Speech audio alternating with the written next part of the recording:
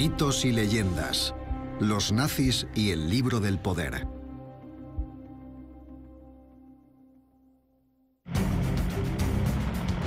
...1944... Durante la guerra, tropas de élite alemanas son enviadas a una Italia en ruinas para una misión especial. Vimos cómo daban palizas y mataban a gente. Les disparaban sin más. Fueron enviadas por Heinrich Himmler, el líder de las sanguinarias SS nazis, para que recuperaran un valioso tesoro antes de que Italia cayera en manos aliadas. Buscaban lo que fue llamada la Biblia de la raza aria. Un libro que justificaría las políticas más horrorosas de la Alemania nazi. Aporta una justificación académica a la idea de que existen diferencias entre los pueblos. Así eran nuestros antepasados, puros y distintos a otros pueblos. Y en cuanto se plantea la idea de que algunas razas son inferiores, se obtiene legitimidad para empezar a asesinar a gente debido a su raza. El libro era tan importante que Himmler no se detendría ante nada para conseguirlo. Esta es la verdadera historia de la misión nazi en busca del libro del poder.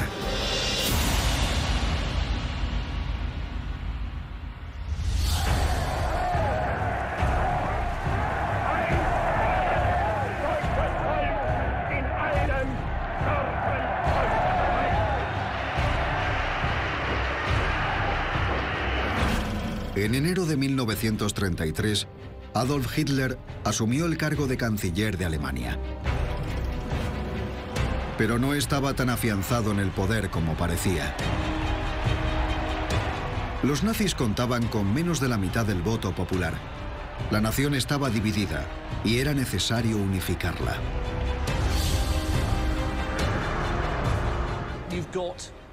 A mediados del siglo XX, Alemania era un país que solo existía como concepto, porque hasta unos pocos años antes, en realidad era solo una colección de estados muy pequeños.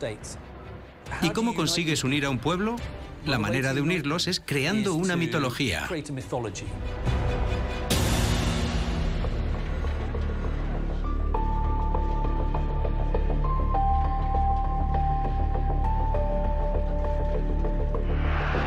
El mito que los nazis esperaban que pudiera unir al pueblo alemán era la idea de que descendían de una raza superior al resto, la raza aria. Los nazis afirmaban que la raza aria tenía su origen en la Atlántida, la mítica ciudad descrita por Platón como el lugar de nacimiento de toda civilización. Sostenían que en la prehistoria, los arios se habían asentado en las llanuras del norte de Alemania. Al parecer, era una raza de guerreros altos con cabellos rubios que poseían la capacidad única de crear una civilización. Hitler creía que el pueblo alemán descendía directamente de estos superhombres. Los nazis tenían la necesidad de demostrar que su país era la cuna de la civilización, que llevaban allí muchísimo tiempo. Los nazis afirmaban que antes de que los antiguos griegos y romanos dominaran el Mediterráneo, los ancestros de los alemanes habían engendrado una gran civilización al norte de Europa. Parece existir la tendencia de querer reafirmar su posición en el mundo, remontándose lo más lejos posible la historia, para demostrar que habían llegado primero, que eran más avanzados y que su papel era más legítimo. Los nazis creían que este mito ario podría ser el que uniera al pueblo alemán bajo su bandera. Todo estaba relacionado con exaltar la idea de que los mejores eran la mejor raza del mundo.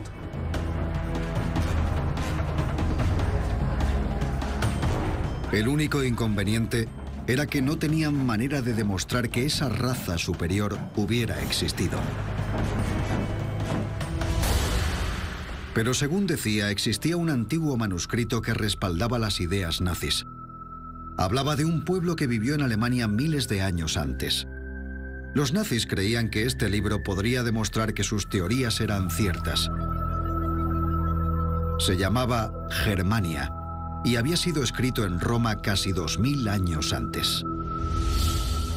En el siglo I después de Cristo, El Imperio Romano estaba llegando a su apogeo y se extendía desde África y el Mediterráneo hasta las tierras de los bretones. Pero Germania trataba sobre un pueblo en el norte del continente que ni siquiera los romanos podían someter. Ese pueblo eran los germanos. En el siglo IX después de Cristo, uno de los generales romanos más famosos, Quintilio Varo, lideró un ejército de 3 legiones para conquistar a los germanos.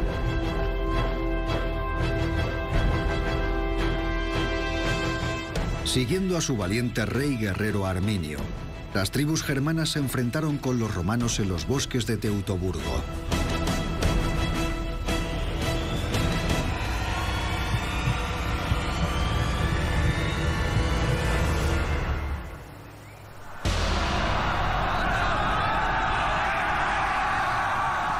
Allí asestaron un devastador golpe al poderoso imperio.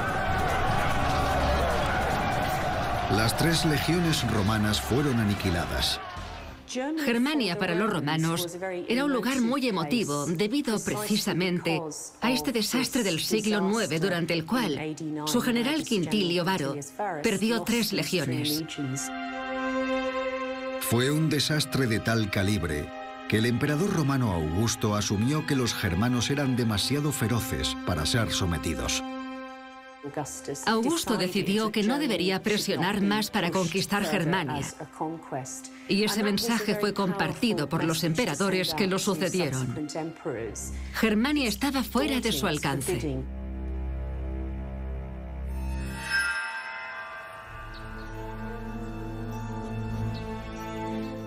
Los nazis afirmaban que el pueblo alemán era descendiente directo de los temidos guerreros del rey Arminio. También creían que el libro Germania era una prueba escrita de la superioridad de sus ancestros. El legendario libro no había sido escrito por un alemán, sino por el senador y orador romano Cornelio Tácito, alrededor del año 98 después de Cristo.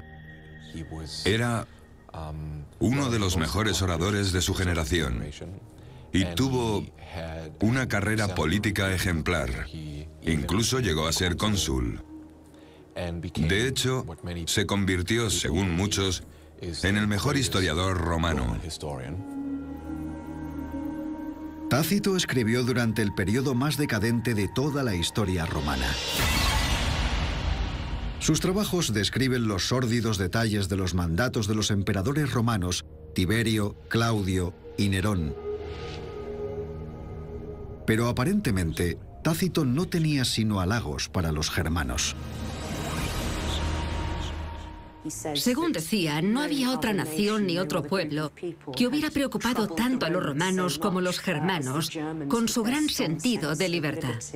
En el libro Germania, Tácito admira con lujo de detalles la cultura de las tribus germánicas, los dioses que veneran, cómo seleccionan a sus reyes, qué armas utilizan en el campo de batalla y sus costumbres de entrenar a sus jóvenes como guerreros. Y lo que es más, Tácito describía el aspecto físico de estos poderosos germanos. Admiró sus penetrantes ojos azules, su cabello rubio y su corpulencia. En resumen, eran los arios perfectos. Para los nazis este libro era la prueba de que el pueblo alemán descendía de una poderosa raza superior al resto y les proporcionaba un vínculo directo a sus orígenes arios. Y las palabras de Tácito impresionarían a un alemán en concreto.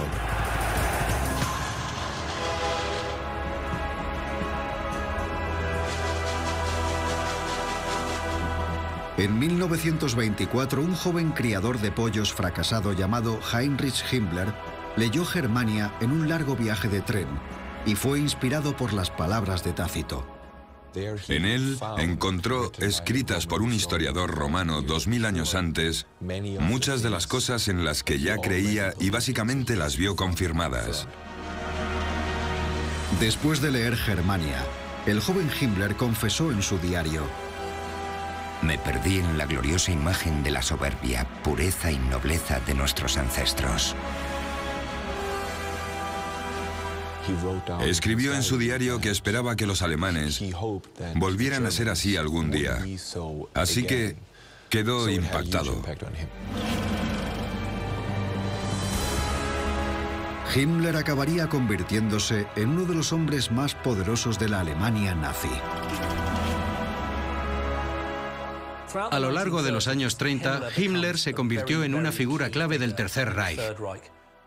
Es una figura infravalorada porque es silencioso y modesto y parece un ratón de biblioteca con sus gafas y su pelo corto. Era un criador de pollos. Obviamente, eso es bastante gracioso, pero no hay que subestimar a Heinrich Himmler. Es un hombre que durante la totalidad del régimen nazi fue amasando poder poco a poco.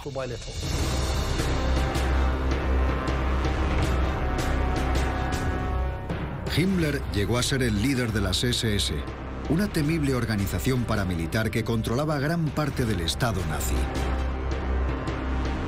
Y Himmler creó las SS a imagen y semejanza de la raza guerrera descrita en Germania.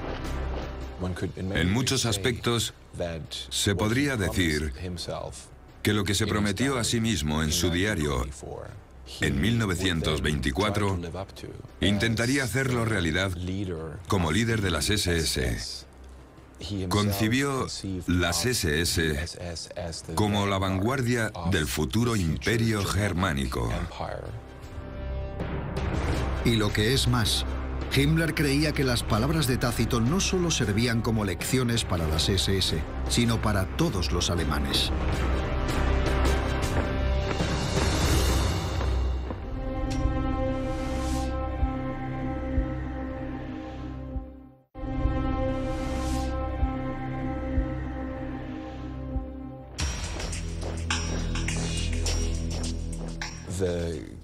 Los nazis se referían al Germania de Tácito como la Biblia que todo alemán debería poseer, ya que deberían aspirar a ser tan moralmente elevados, sencillos, honorables, claros y valientes como supuestamente habían sido sus antepasados germánicos. Himmler quería que el Estado nazi fuera un reflejo de la antigua sociedad germana descrita por Tácito. Al igual que en Germania, enseñaban a los niños a jurar lealtad a su líder, en este caso, Adolf Hitler.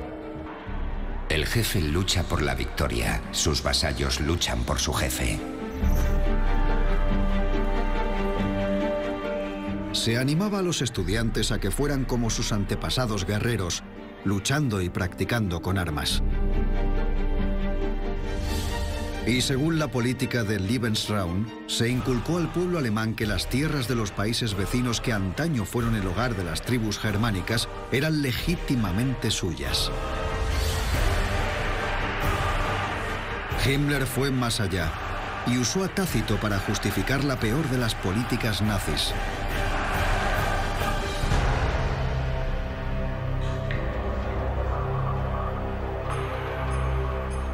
En 1935, los nazis empezaron a aplicar la primera de muchas leyes raciales. Se llamaba la Ley para la Protección de la Sangre y el Honor alemanes. Era un ominoso primer paso de los nazis y sus políticas antisemíticas. Prohibía el matrimonio entre alemanes arios y alemanes judíos. Y estaba basada en un párrafo del Germania. La línea clave del Germania es que Tácito escribe que los germanos son un pueblo en sí mismos, implicando que no se habían mezclado con ninguna otra raza o pueblo, que eran un grupo homogéneo. Tácito dijo que no se habían mezclado con otros pueblos, así que no solo eran nativos, sino que eran puros, no como otras tribus. Los nazis usaron las palabras de Tácito para justificar políticas que desatarían un terror inimaginable en el mundo. aporta una justificación académica a la idea de que hay diferencias entre los pueblos, y en cuanto se planta la idea de que algunas razas son inferiores, también se planta la idea de que algunas vidas valen menos que otras. Y con esa idea se obtiene legitimidad para empezar a asesinar a gente debido a su raza.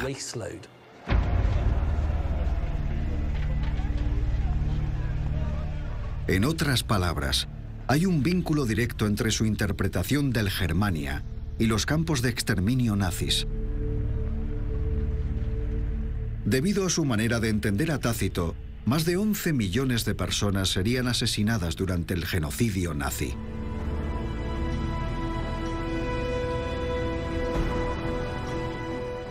Esa fue la desastrosa influencia que tuvo ese párrafo en concreto. Tal era la importancia de este libro para la ideología nazi, que Himmler deseaba desesperadamente encontrar el texto auténtico. El problema era que nadie sabía qué le había ocurrido al manuscrito original de Tácito.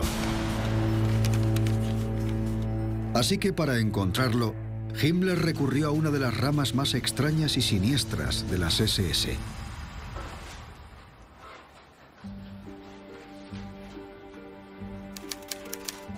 Era conocida como la Ana Nava y había sido creada por Himmler en 1935.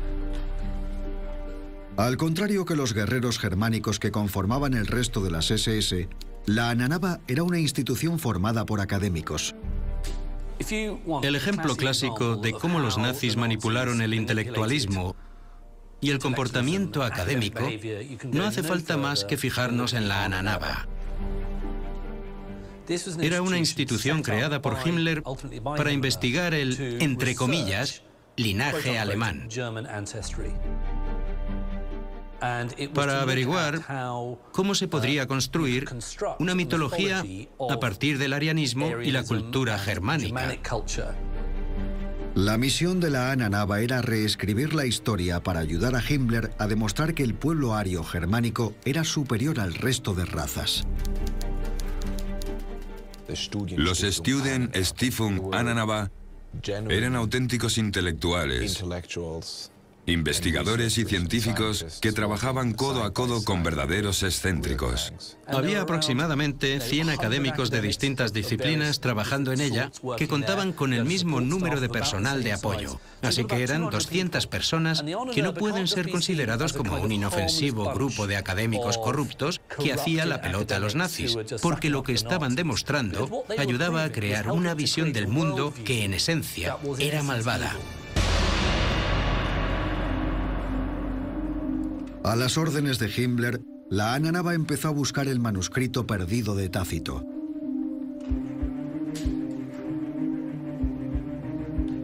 Enseguida se encontraron con un problema.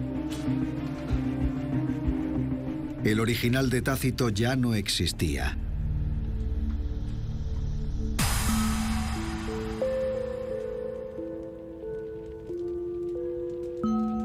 Tras el colapso del Imperio Romano, durante los siglos de la Edad Media, muchos documentos valiosos habían desaparecido.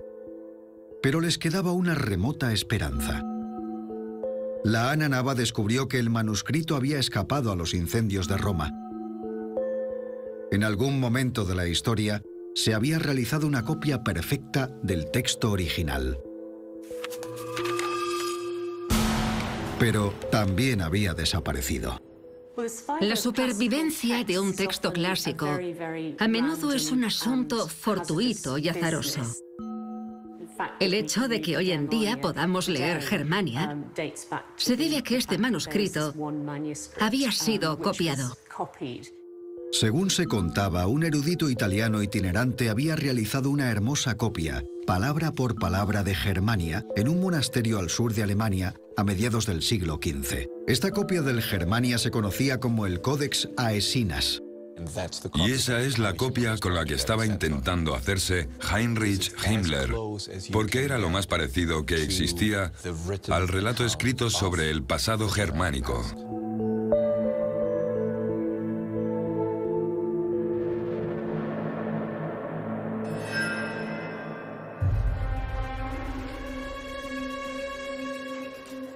La Ana Nava empezó a buscar de inmediato el Codex Aesinas. Recorrieron el mundo en su busca. Y finalmente llevaron buenas noticias a Himmler. En 1936 le informaron de que el libro que deseaba desesperadamente había sido encontrado.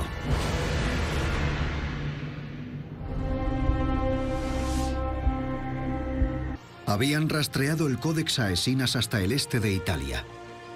Durante 200 años había permanecido oculto en la inmensa biblioteca privada de un conde italiano. El conde Aurelio Baldeschi Baleani. Mi padre era el conde Aurelio Baldeschi Guglielmi Baleani. En Italia es un título muy importante. Mi padre tenía 3 casas. Una es esta villa en la que nos encontramos. Otra, un palacio en Osimo. Y otro palacio en Iesi. El Codex Aesinas se encontraba en la biblioteca que el conde tenía en el palacio de Iesi. Sencillamente se habían olvidado de él. Las bibliotecas del conde contenían otros documentos de gran importancia, como las cartas de Casanova y escritos de Cicerón. Es fácil comprender por qué fue pasado por alto. Como resultado, el conde Aurelio Baldeschi Baleani ignoraba por completo la importancia que el Codex Aesinas revestía para los nazis. El libro de Tácito, el Codex Aesinas, era el libro más importante para los alemanes. Pero nosotros no éramos conscientes de su importancia.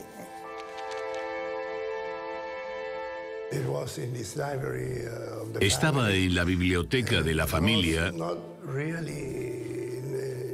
y nadie sabía lo importante que era. Pero eso estaba a punto de cambiar.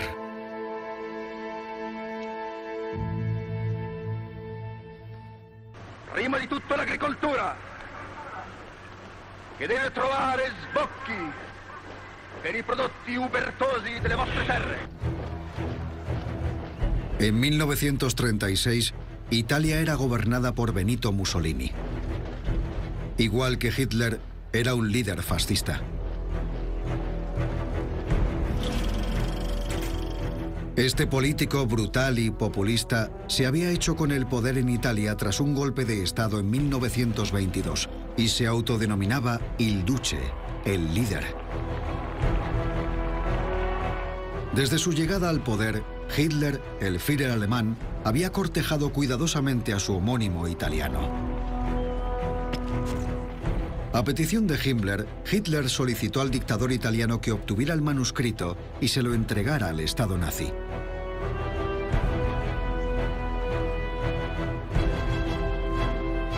Y pareció que Mussolini accedió con mucho gusto.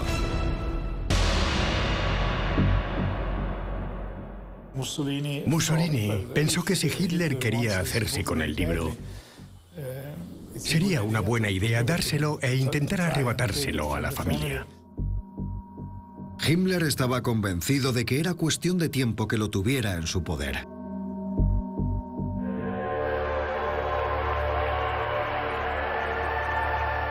Había planeado el triunfal regreso del Germania durante la convención del partido nazi de 1936, a la que acudirían cientos de miles de miembros.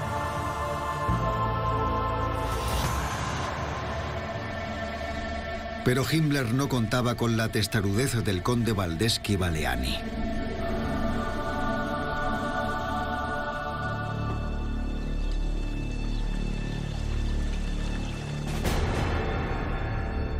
Un emisario del gobierno de Mussolini había sido enviado para reunirse con el conde en su villa y solicitarle que entregara el Codex Aesinas. Pero el conde Aurelio Baldeschi Baleani no estaba acostumbrado a que le mangonearan. Mussolini quería que se lo entregara como un regalo a él y a Hitler. Pero a mi padre no le gustaba el fascismo y tampoco Mussolini. El conde pensó que Mussolini era ridículo y que no tenía tiempo para sus pomposas exigencias. Así que se negó a entregar el libro. Pero Himmler no se dio por vencido. Siguió presionando a la familia Baldeschi-Valiani, enviando a sus propios emisarios para que se reunieran con el conde. Tenían un gran interés en el libro. Así que en varias ocasiones intentaron arrebatárnoslo. Finalmente, después de 2 años de presiones, el conde Aurelio hizo una concesión. Los alemanes no podrían llevarse el libro, pero por lo menos podrían verlo.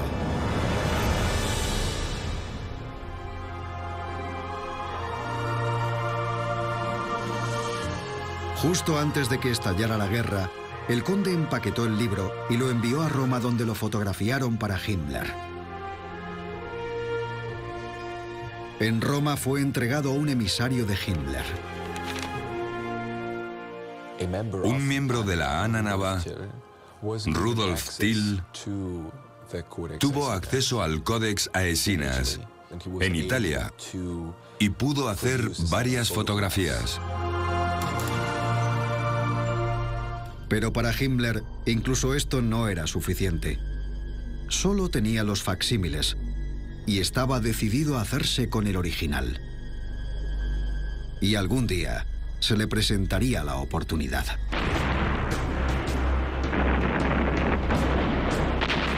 Hitler metió al mundo entero en una guerra. Bajo el mando de Mussolini, Italia era el aliado más importante de Alemania. Después de 4 sangrientos años, el curso de la guerra se volvió contra las naciones fascistas. En 1943, las fuerzas aliadas llegaron al sur de Italia. Benito Mussolini fue derrocado por una revolución popular e Italia se pasó al bando de los aliados.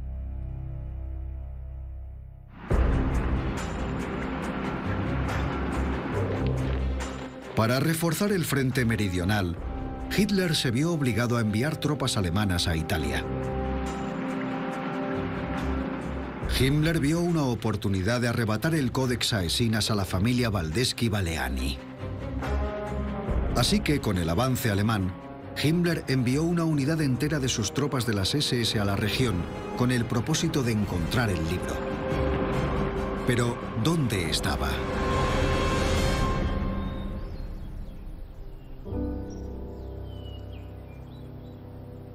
La familia Baldeschi-Valiani tenía 3 propiedades, 2 palacios urbanos y una villa en el campo. El libro podría estar en cualquiera de ellas o en ninguna. Primero, los soldados de Himmler fueron enviados a la principal residencia de los Valiani, su villa a las afueras de la ciudad de Iesi.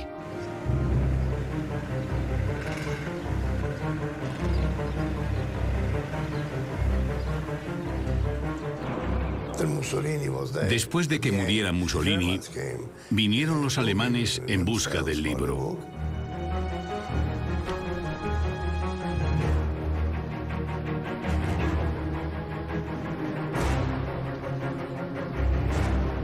Pero se encontraron con la villa vacía.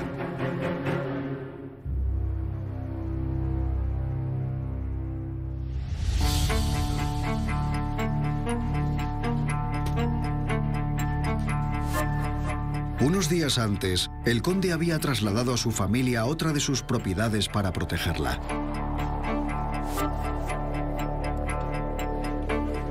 Pero las tropas de Himmler descubrieron algo. Los sirvientes del conde habían llevado todos los objetos de valor de la villa a otra de sus propiedades, el palacio en el centro de la ciudad de Iesi, a unos kilómetros de distancia. ¿Podría encontrarse el Codex Aesinas entre esos objetos?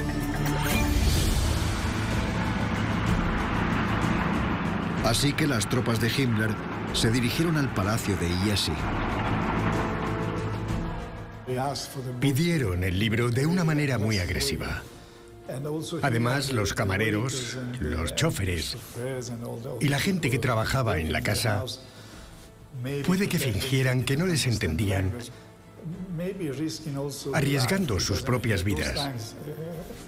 Porque en aquella época la vida de una persona corría mucho más peligro que hoy en día, en aquella situación. Pero una vez más, las tropas de Himmler no encontraron nada. Ni el Germania ni la familia Waldeski estaban en el palacio de Jesi.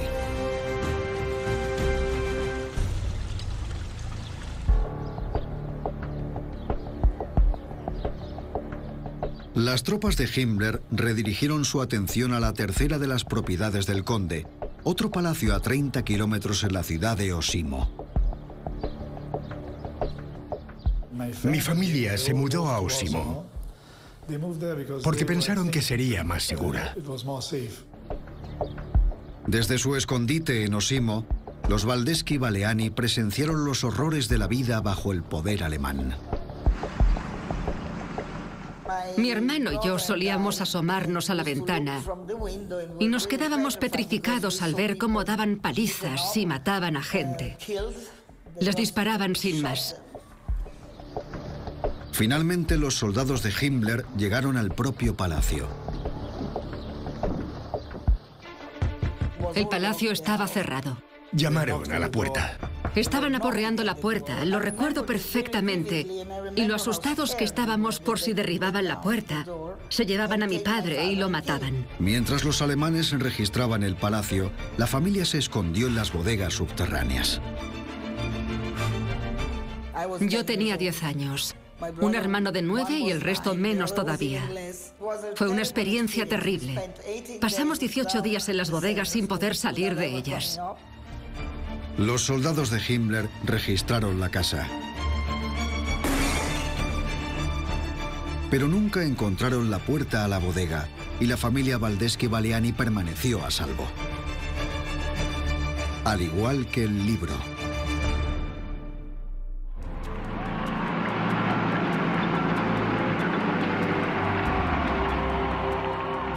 El 8 de mayo de 1945, 6 años de guerra en Europa llegaban a su fin.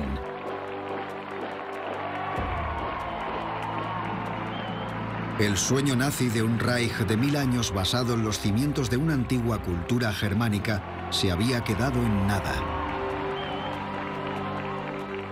Hitler se había pegado un tiro en su búnker de Berlín. Y Heinrich Himmler se tragó una cápsula de cianuro mientras estaba bajo custodia británica. Esta es la casa en Luneburgo donde Himmler se suicidó. En esa habitación, el más despreciable de los criminales alemanes se las ingenió para envenenarse.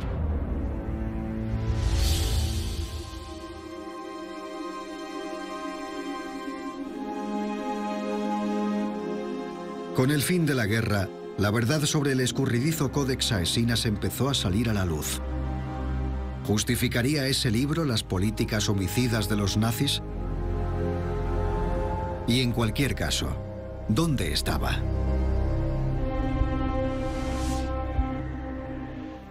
Un misterio fue resuelto fácilmente. El libro nunca se había movido del primer lugar al que habían ido a buscarlo las tropas de Himmler. La villa de los Waldeski-Baleani, a las afueras de Jesi, tenía una habitación secreta. Esta habitación tiene una ventana falsa que se ve desde el exterior, pero en realidad no se puede abrir. La habitación con la ventana falsa tenía una puerta escondida detrás de un armario. La puerta era bastante segura, se cerraba con 2 llaves y quedaba protegida por los muebles. No se veía nada, ni siquiera la puerta. Tras el armario y la puerta escondida había un sencillo baúl.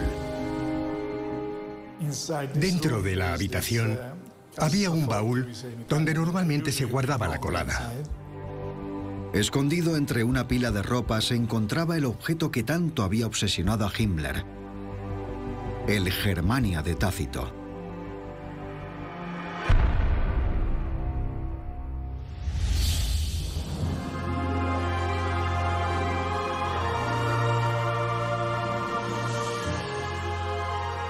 Cuando desapareció la amenaza nazi, los Waldeski-Baleani ya no tenían que esconder el libro. El gobierno italiano lo reconoció como un tesoro nacional y los Valdeschi-Valeani lo expusieron con orgullo en su biblioteca de Jesi durante los siguientes 20 años.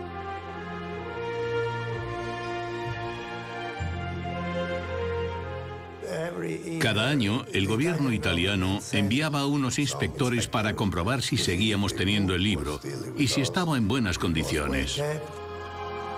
Un año los inspectores pidieron al conde que llevara el libro a Florencia porque ellos no podrían llegar a Jesi. En 1966, estos inspectores estaban en Florencia y mi padre dijo que llevaría el libro y se lo enseñaría allí. El conde en persona llevó el libro a Florencia y lo depositó en una cámara de seguridad subterránea de un banco para guardarlo durante la noche. Al día siguiente se lo llevaría a los inspectores. Pero entonces ocurrió el desastre.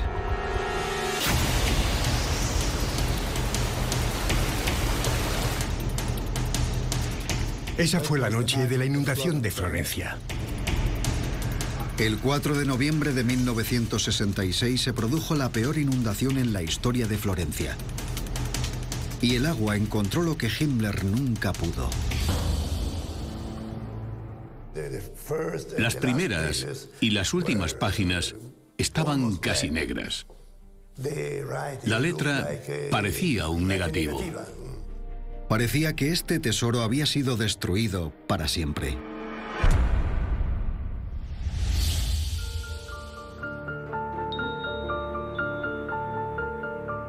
Los meses siguientes se llevó a cabo una costosa y exhaustiva restauración. Y los daños de la inundación quedaron reparados.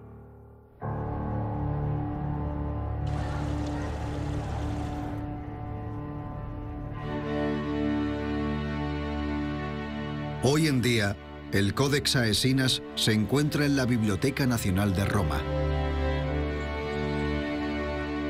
Casi después de 200 años protegiendo el libro, la familia Valdeschi-Valeani decidió que el Codex Aesinas debería estar al alcance de todos. Decidimos que sería mejor que el libro estuviera guardado en un lugar público. Así que lo donamos al Estado y se lo llevaron a Roma, a la Biblioteca Nacional.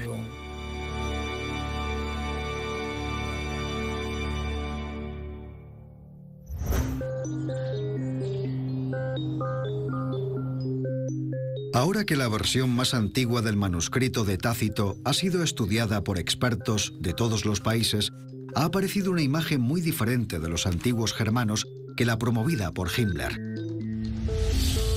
Para empezar, Tácito no estaba tan cautivado por los germánicos como Himmler había pensado. Tácito atribuye varias características claramente negativas a las tribus germánicas. Básicamente habla de su tendencia a la ebriedad. Pasar un día y una noche enteros bebiendo no es ninguna deshonra. Sus disputas rara vez se desarrollan con simples abusos, sino que lo habitual son las heridas y el derramamiento de sangre. Tácito habla de su gusto por beber en exceso y celebrar banquetes durante el día y ese tipo de cosas. Ellos mismos yacen perezosos. Una extraña combinación en su naturaleza que estos mismos hombres tan amantes del ocio sean tan contrarios a la paz. Escribe explícitamente sobre su adicción al juego. También comenta algo que describe como una forma de pereza. Pasan la mayoría del tiempo holgazaneando, abandonándose al sueño y a los banquetes. Los más valientes y belicosos no hacen nada. Es una sociedad sencilla, pero tiene algunos fallos.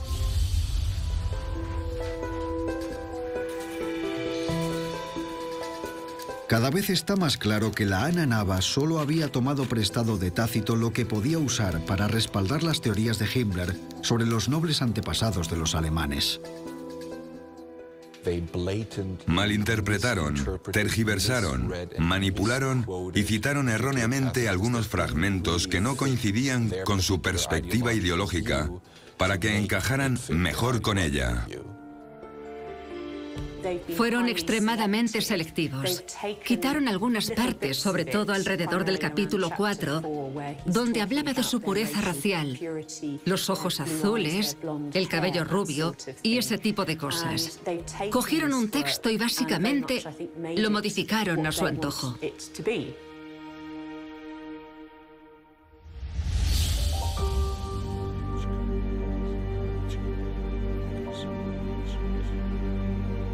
Y los nazis decidieron mantener oculto otro dato clave sobre Tácito. Casi seguro que nunca vio a ninguno de los germanos sobre los que escribía, y no tenía pruebas reales de lo que afirmaba sobre ellos.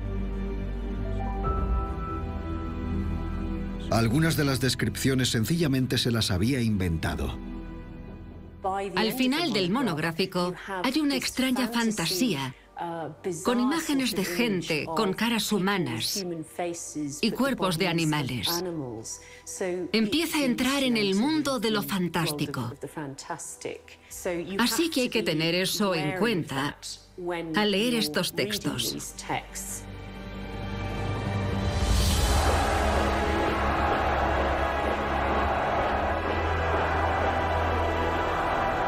Himmler también decidió ignorar otro hecho. Los alemanes de la época moderna no podían ser descendientes directos de las tribus germánicas. Cuando los nazis se refieren a las tribus germánicas, los llaman los antiguos alemanes o viejos alemanes. Eso es exactamente lo que no hay que hacer, porque es una simplificación. Los germanos son distintos de la gente que hoy en día identificaríamos como alemanes. Es solo el nombre que fue usado para identificar un grupo de pueblos. Se equivocaron al identificar a los ancestros de los alemanes con las tribus germánicas descritas por Tácito. No se puede decir que las tribus germánicas fueran los ancestros de los alemanes. La verdad era que los alemanes de la época de Hitler descendían de diferentes pueblos, no de una única tribu antigua. No existía una nación alemana, y la situación tribal cambió drásticamente varias veces a lo largo de los siglos siguientes. Así que no se puede decir simplemente que esos eran sus ancestros. Pero a Himmler le era indiferente la verdad sobre lo que Tácito escribió y sobre la verdad del origen del pueblo alemán. Anhelaba hacerse con el Codex Aesinas para promover las políticas racistas y despiadadas de los nazis.